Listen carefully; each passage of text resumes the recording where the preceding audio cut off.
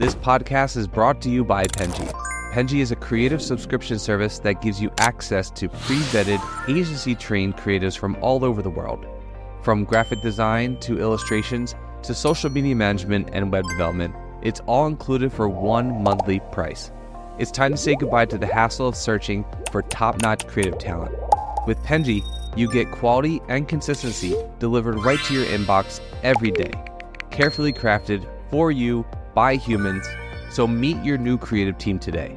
Head over to penji.co for more and enter the coupon code located within the podcast show notes. Hello, everyone, and thank you for joining us on the Fully Managed podcast. Thank you, Pax, so much for joining me today. I really appreciate it. Yeah, happy to join.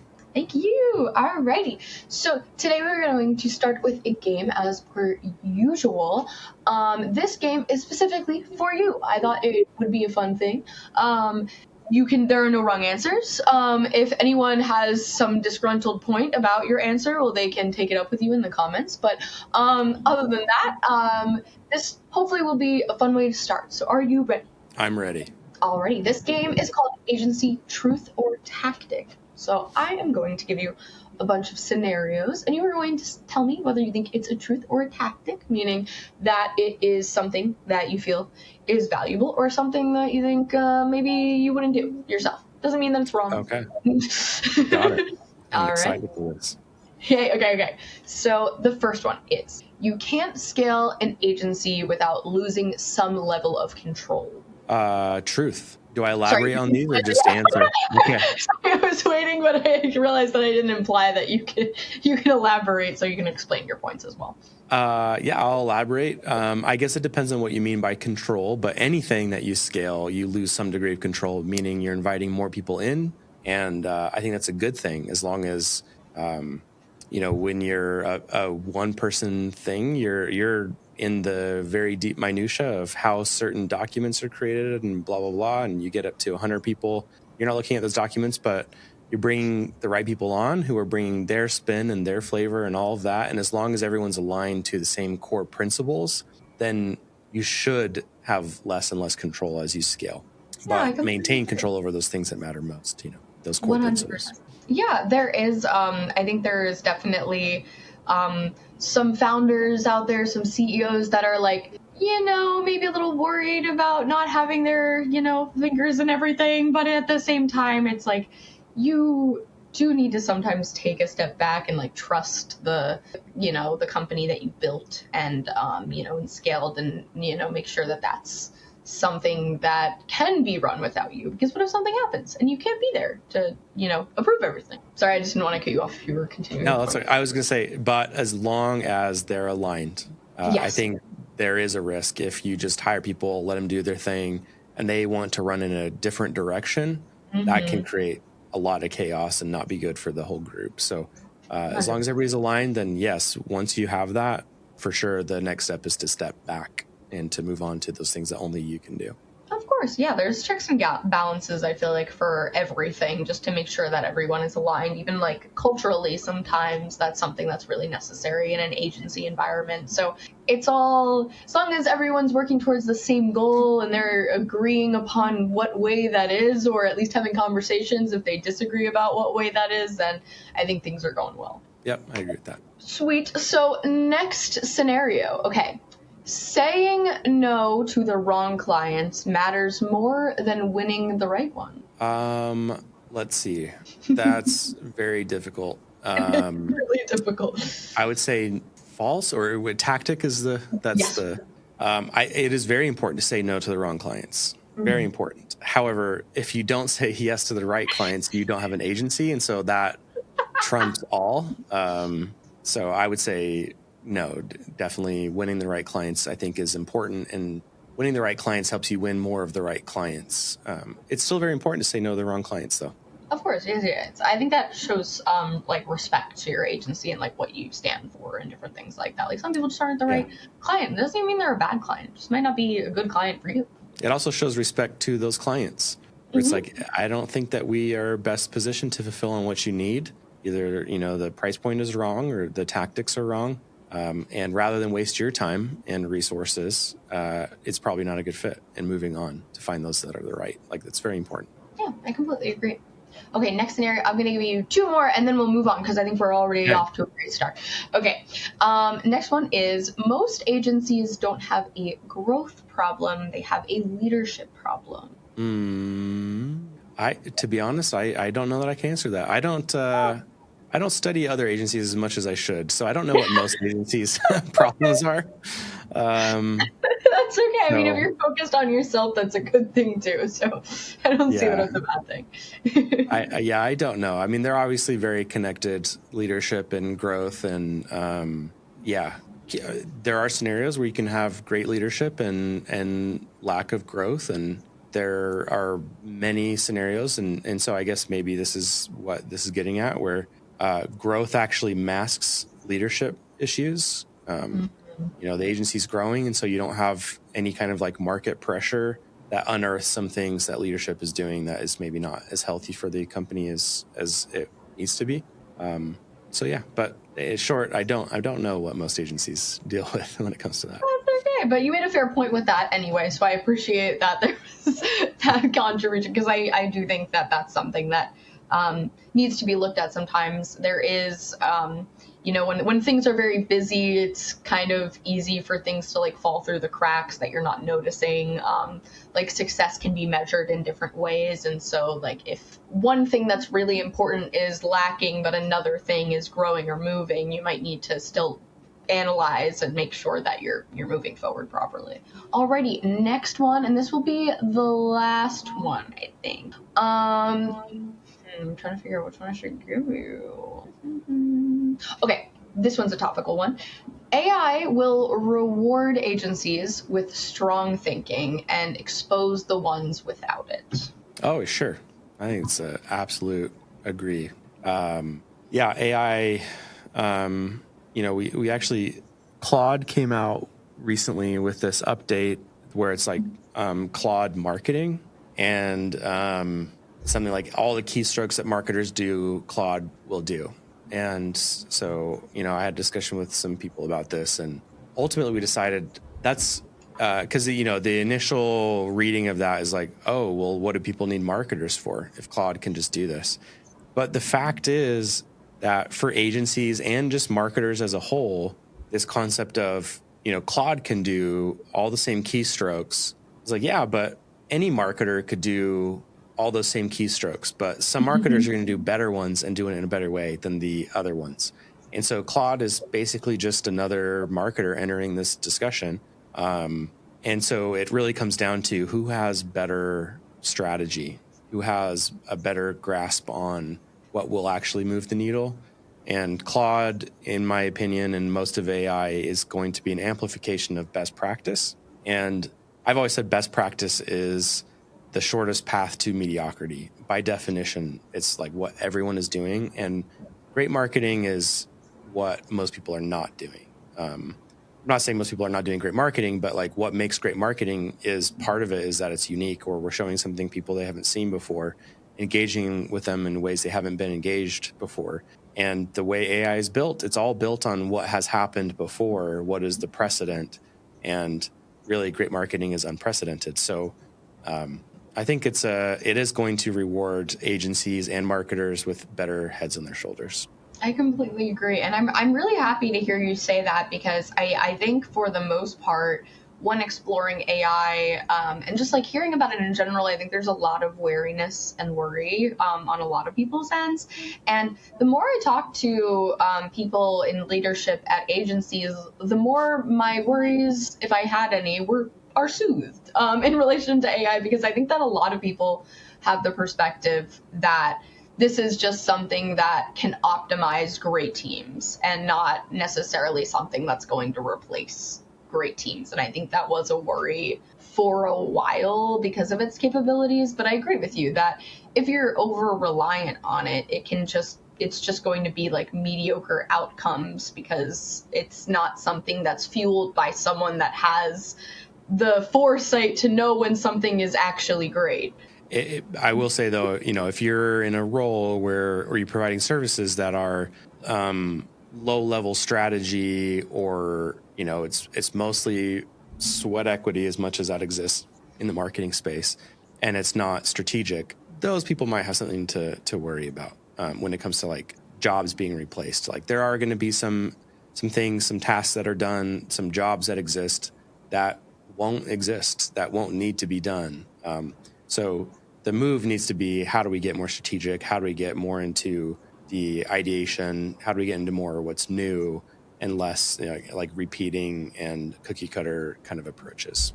And that's, yeah, but I agree. That's not going to be replaced anytime soon.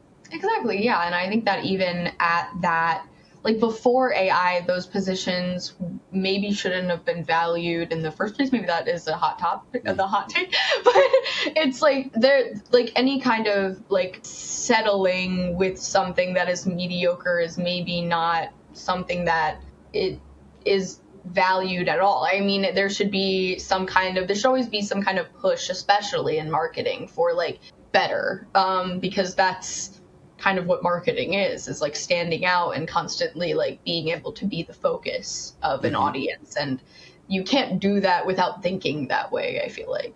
Yeah, definitely agree with that. So moving on to another topic in relation to, since we're on that point, but I do want to get into like more centering you, but I just want to ask one more question since we're on the topic. Do you feel that there is any way that, and I guess you did say that you're not analyzing other agencies often, but do you see maybe in general a way in which people are using AI like incorrectly, in your opinion, like a way that isn't optimal? Yeah, I think, yeah, I would say my opinions on this are probably not unique, but the two ways I would say I see people using AI in a not optimal way would be to gather data. Would be the first one. You know, AI will spit out data, but it's often, if not always, incorrect. You know, in the early days, people were using AI for keyword research within SEO, which is like not correct. Or, you know, any place where you're gathering data that doesn't already exist in some database somewhere that AI is scraped. You know, it will tell you data that's wrong. So that's one. The other, you know, everyone goes to the content well when it comes to AI. And it's just like, oh, it's so done, like stop it. And, you know, it has a place in content production and ideation or editing or that kind of stuff. But just going straight to AI and producing content is like not what brands should be doing. And I still see a lot of people wanting to do that. And I get it. It's for a lot of them, it's the shortest distance between 2 points. You know, I need this output. This is the quickest way to that output. Cool. But like, it's not going to, I think at that point, you know, it shows a failure of strategic thinking, because what is the goal of this content to begin with? And this may be the shortest distance from beginning to production or to having something in your hands digitally, but it's not the shortest distance between the 2 points of where I am today and where I want to be, what I'm trying to achieve ultimately. So yeah, you can have hundreds of articles, but they're not going to do much for you. So I think we get lost a little bit sometimes in strategy, you know, accomplishing a small battle, winning a small battle, but losing the war when it comes to like how we employ AI in regards to content creation. I 100% agree with that. I think that, and it's funny too, because I also think that was a problem before AI was heavily incorporated, or like even thought of being heavily incorporated, because I think that the, what's the word I'm looking for? Like overproduction of content was kind of valued more than the quality of content for a while, specifically for SEO purposes. And I think that has always been a problem. And now with like AEO or AI search or whatever people want to call it, I think that's actually getting better. Like more people have to create valuable content in order to stand out, which is like very exciting to me, because I think for a long time there was a way to kind of like cheat the system, for lack of better phrasing, with like the amount that you were showing up in places. And so that's something that I'm personally really excited about. Yeah, I agree. We'll see if brands get the picture. I think some do. Some are still trying the old ways. I'm sure that maybe they'll figure out, maybe the hard way, that doesn't work.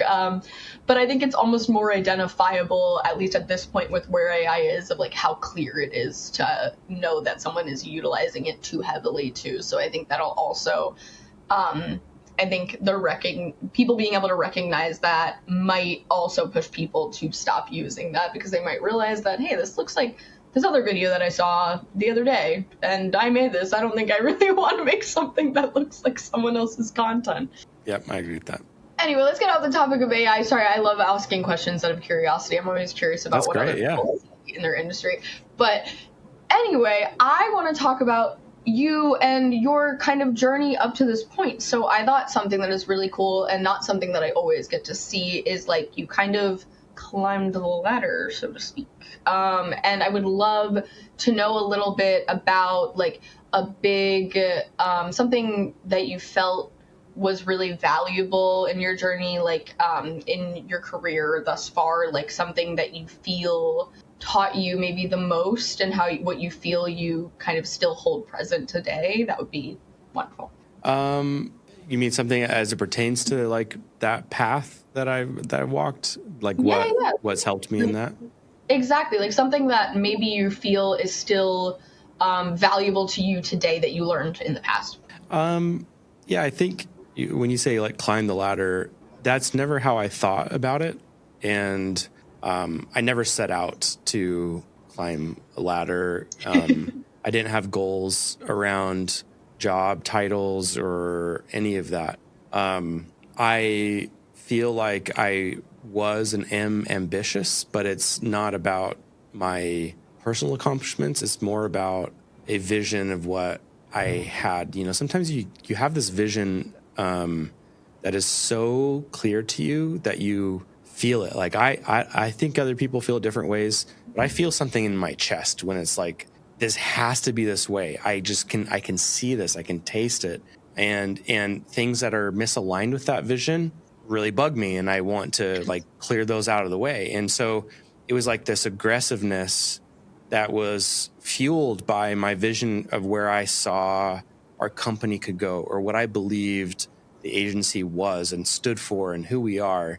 And things that weren't in alignment with that or drew away from that vision, you know, I worked to change. And any like roles that I've taken were more of like a byproduct of that ambition, not me trying to get roles. So I think where most people struggle is they lack vision for their organizations, but even more importantly is they lack vision for themselves.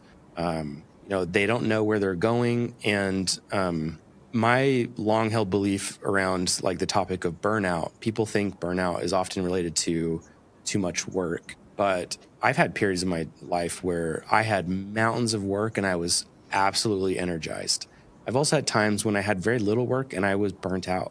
And for me, maybe this isn't true for everybody, but for me, burnout has much more to do with whether or not I feel a sense of traction. Am I moving somewhere? Am I moving to my goal? And sometimes lack of traction is related to the tasks that I'm doing are not getting me to my goal. But what's tricky is more often it's not about the actions not taking you to your goal. It's that you don't even know what your goal is. And so there's no actions that you could take that would propel you anywhere because you're not going anywhere. So that for me has been and continues to be like a good piece of advice is, you know, having a clear vision for who I want to be, where I want to be, what I want to be doing, and letting that fuel me and motivate me. That's what it's always been about since the very beginning. And those goals have not been like, I did not have a goal to be the CEO of an agency. I did not have a goal to take over a team or to do whatever. It's that honestly, you know, through my time here at Nice and Floor is like, I think Nice and Floor can be this. Like, to me, this is the agency we are. maybe today we're actually here, but like this is where we need to be. And so it's like, I want to get the right people in the right seats for that. I want to be doing the right things. I want to attract the right clients. We need to speak at this conference, like, because we're at this level. You guys just don't know it yet. You all think we're here, but we're actually here. And that is what drives me, you know, and that is like a goal that's never going to end, you know, because if my goal was to become CEO, then on my first day, it's like, I'm done. I've got no more ambition. I did it. There's no place to go from here. You know, it's like, so that's not a great goal. So I would say, you know, I don't know. Everyone's in different scenarios, and I don't know what it's like to be in everyone's shoes. If I was offering advice to my young self, it would be, don't set out to climb a ladder. It would be, go set out and build a vision, and then set out to accomplish and achieve that vision, whatever that be. No, I really appreciate you providing that perspective, because I think that's incredibly helpful. And also it's like a more, I think, optimistic and attainable goal than having a kind of like a very, what's the word I'm looking for, like tangible spot that you want to get to, if that makes sense. Like your goal was more, and correct me if I'm speaking incorrectly, but your goal was more like something like a vision, if that makes sense. So like you wanted you wanted the company to be this, and you saw it as this, and that's what you strive to do. Whereas a lot of people may look at it like, I need to get here, and I need to get here, and I need to get here. And that might not actually, you might lose sight of why you want to do those things because you're just focusing on getting there. Yeah. Yeah. And yeah, when you get there too, it's like, now what's left, you know, other than the next step, whatever that is. But like, do you really want that next step? You really want to be, you know, like those steps ideally should be steps that better help you accomplish your vision. You know, I have this very strong vision of where Nice and Floor could and should be. And being the CEO gives me the most ability to like execute on that vision.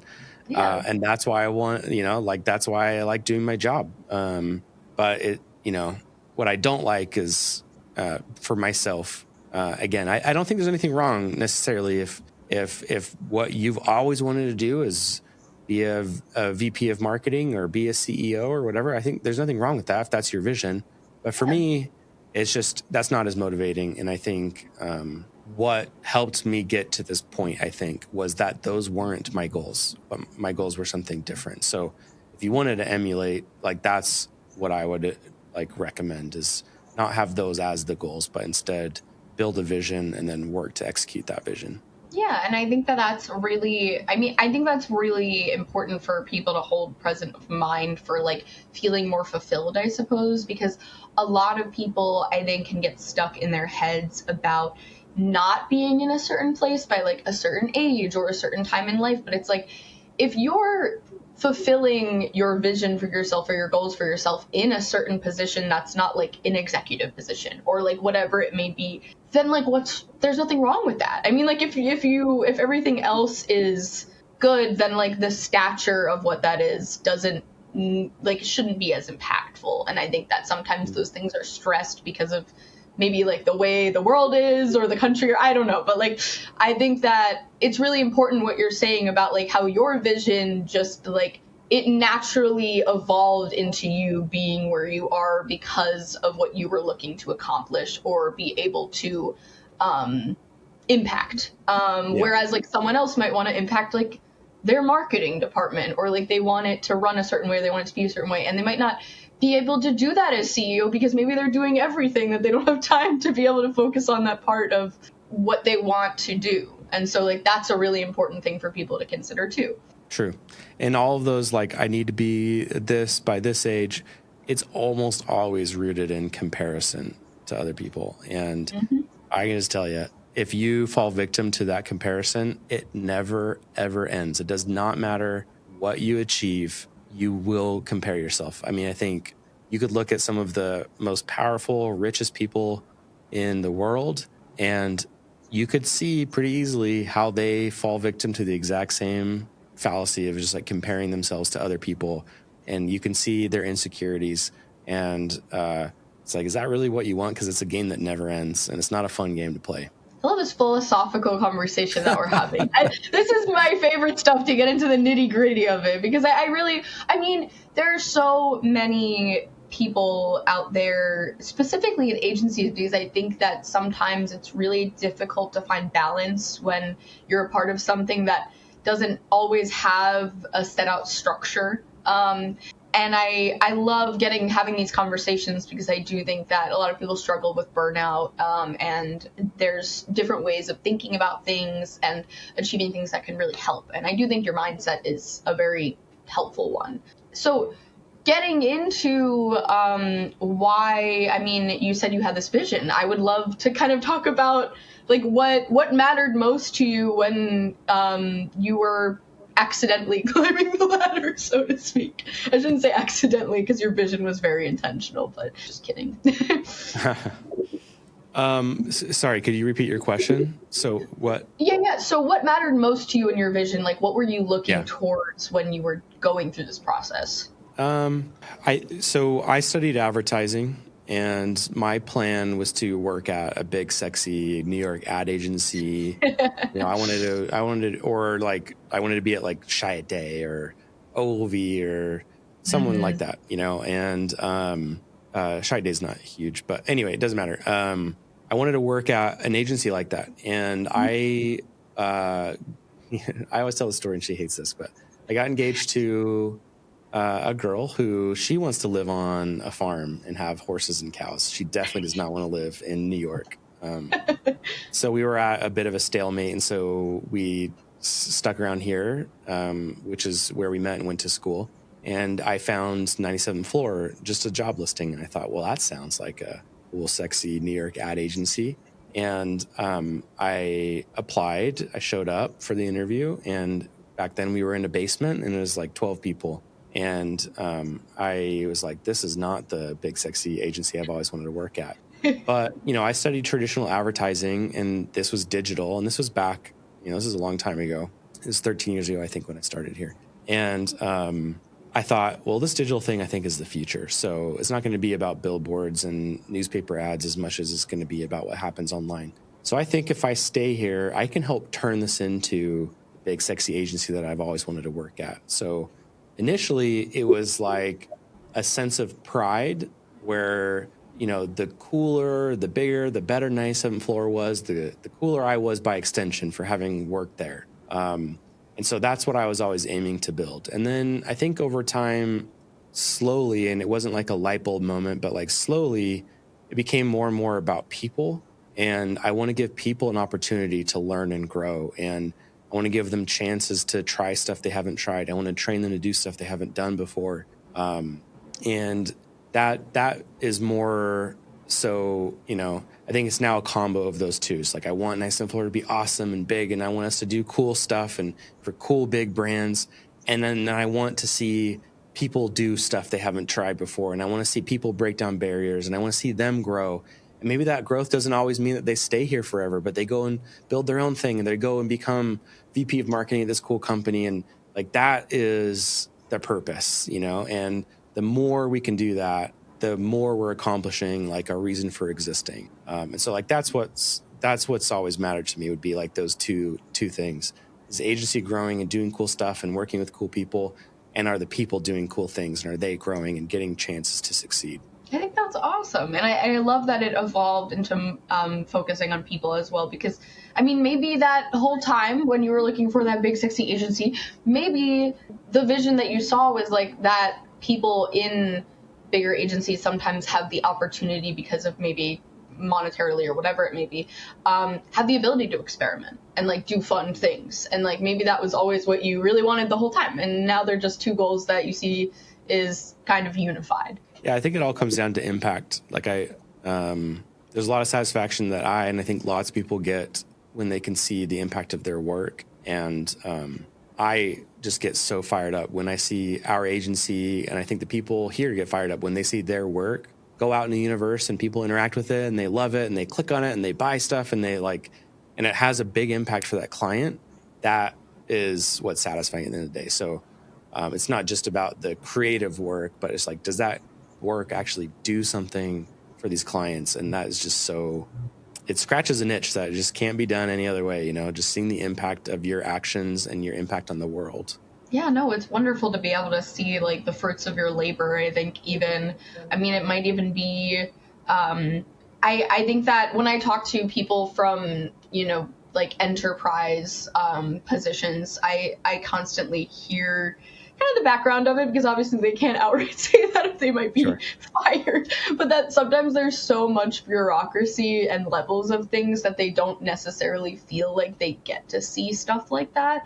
And I think it really is like a privilege to be able to see like what you created is here, and not maybe like the minutia that you contributed is there. It's like it's something that you really feel like you put your work is seen out there, and that's something that's very exciting and really cool about working with an agency that I think not everyone has the opportunity to have. That's a cool perspective. I've only ever worked at agencies, so I've never been in the big bureaucratic environments. I've worked with them, and I have seen that inefficiency. But I've never had to like actually experience it myself, and that's the ability to do work and see the impact of that work is a privilege, and that's a cool perspective. That's awesome. And I have another vision to hold high. But talking about your leadership role now, is there anything that you feel you've learned from now being CEO that maybe you didn't learn previously, or like have in your mind that you kind of learned from practice? Yeah, there's lots of things I've learned. There's lots of things I'm still learning. I have so much to improve on, and I think everyone around here could easily point out all those things that I could improve. Some of the things, one thing is, it's remarkable to me how many people struggle with all the different things that they can struggle with. And you don't get as much insight into that until you start leading people. And the more people you lead, it's like you get a peek into just like what it means to be human a little bit. The more people you work with, and the more you see like, oh, I had no idea someone might struggle with X. And then you start to see like, oh, 5 people struggle with X. Like, oh, that's a lot more common than I thought. And you start to, in my opinion, you start to get a lot more understanding, I guess, of where people are and why they are the way they are. And that's not to say that you necessarily go easy on them all the time, but like you start to understand kind of the best ways to push people for their benefit and to help them grow. And that's a tricky balance and one I'm still working to learn. But like it was just, all the different experiences and perspectives. It was just like my eyes were opened a lot the more people that I worked. That's really wonderful to hear. Yeah, and so and the other thing too is you start to understand perspectives of where people get stuck on certain things. And so if I could go back, I wish I could be more understanding of some of my counterparts who I didn't lead them, but I would just say like, hey, this person's not doing XYZ and they're supposed to do XYZ.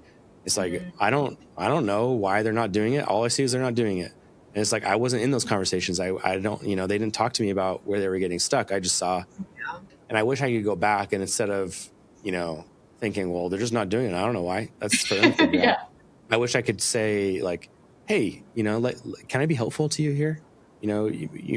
Is there any way that I could help you get unstuck? I know I'm not your boss. I'm not, it's like everyone has legitimate reasons for why they're stuck. And so there's a line that I always tell myself, which is like, some people look at the actions of other people and they say, well, that's illogical. And I think that does not exist.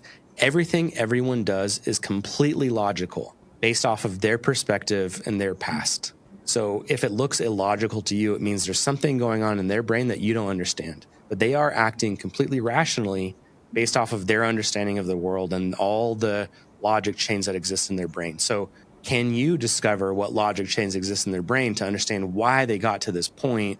And then if you know that, then how can you help them get to where they want to go and help them succeed? So I wish I didn't wait to become a leader to understand that lesson. And there's no reason why you have to be someone's leader officially to help them through those things. And so that would be one that I wish I could go back and do differently. I think that's a really lovely thing to have learned as a leader, because I think that is, I guess I would say maybe not everyone gets something as positive and beneficial to their team when they're learning, so to speak. I mean, I would hope that that's something that everyone learns at some point. But I mean, it's incredible to understand your team better. I mean, to know that it's difficult when teams don't have interconnected conversations constantly because they're in their own worlds of like exactly what they're doing. And so you don't always have the perspective when you're on another team of like why something isn't getting done.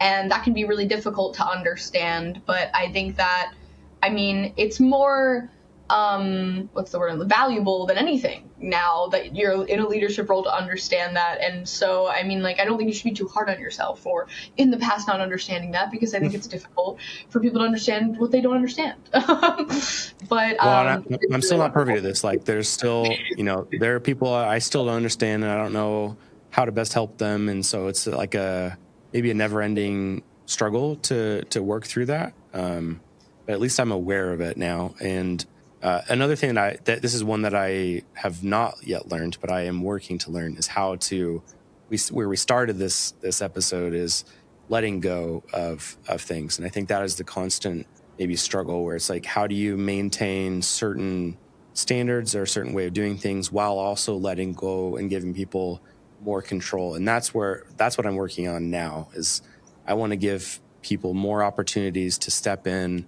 and step up. And my belief is giving them more opportunities is going to strengthen them and build their confidence, which will make them even better.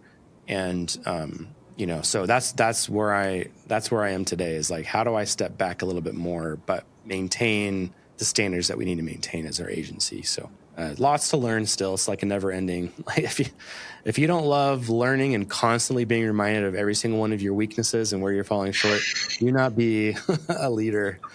Because that is a great way to know everywhere you need to be better.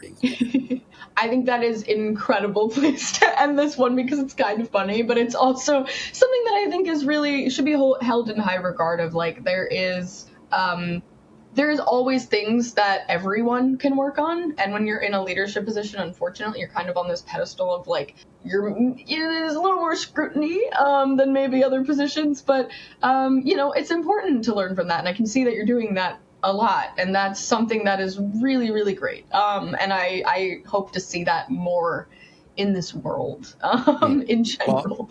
Well, and I do want to say, it's not about me. Like, it's the people here at 97th Floor. Like, we've got incredible marketers, brilliant people.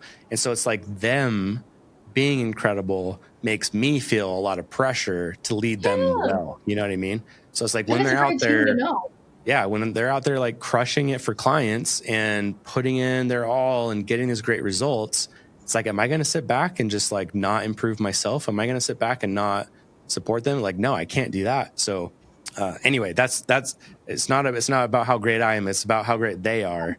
And that's what fuels a lot of like my desire to improve. I believe that a workplace of mutual admiration is the most ideal place for efficiency and accomplishments to be made.